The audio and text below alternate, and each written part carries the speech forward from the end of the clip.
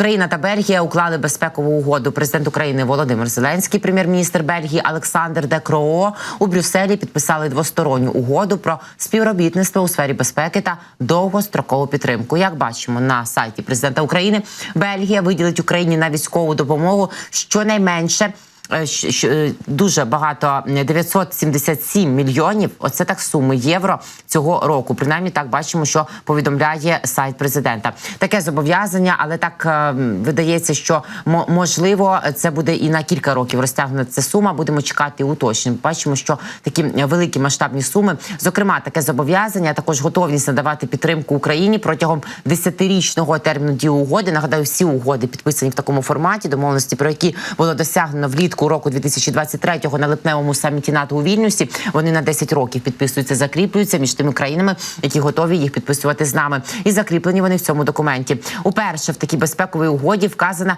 конкретна кількість військових літаків, які нададуть Україні. Бачите, повідомляла про це міністерка закордонних справ Бельгії. Тепер це закріплено офіційно в офіційному документі. 30 F-16 до 2028 року передасть Україні Бельгія. При цьому перші винищувачі мають бути передані вже цьогоріч, сказано в повідомленні. Також Бельгія гарантує, що надаватиме своєчасну безпекову допомогу, сучасну військову техніку та озброєння з урахуванням потреб України у сфері військово-повітряних сил та протиповітряної оборони, морської безпеки, розмінування та в межах коаліції з питань боєприпасів і сприятиме проведенню військових тренувань. Разом з тим, окремі блоки документа присвячені двосторонній співпраці в оборонній промисловості, підтримці української формули миру, посиленню санкцій, відшкодуванню збитків, притягненню агресора до відповідальності, використанню на потреби України конфіскованих російських активів та допомозі в економічному відновленні та відбудові. Крім того, поглиблюватиметься співпраця у сферах розвідки, кібербезпеки та протидії дезінформації. До того ж, в угоді Бельгія чітко підтверджує підтримку майбутнього членства України в ЄС і НАТО. Як відзначили в Офісі президента України, Бельгія вже 11-та, так собі я десь і рахувала те, що вже 10 було країн.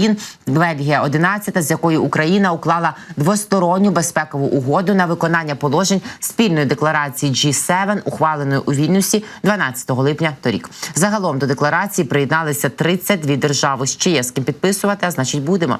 До цього Україна підписала двосторонні угоди з Великою Британією, Німеччиною, Францією, Данією, Канадою, Італією, Нідерландами, Фінляндією, Латвією та Іспанією. Ну, як бачимо, що дедалі більше країн, зокрема із списку цих, з якими Україна вже підписала безпекові угоди, розуміють, що є і для них безпекові виклики, і говорять про готовність таким викликам зі сторони Росії протидіяти, щоб ми не були в цьому alone, розумієте, бо, як каже президент України Володимир Зеленський, одна країна без об'єднання зусиль багатьох таких союзників-партнерів просто не може перемогти такого монстра, як Російська Федерація.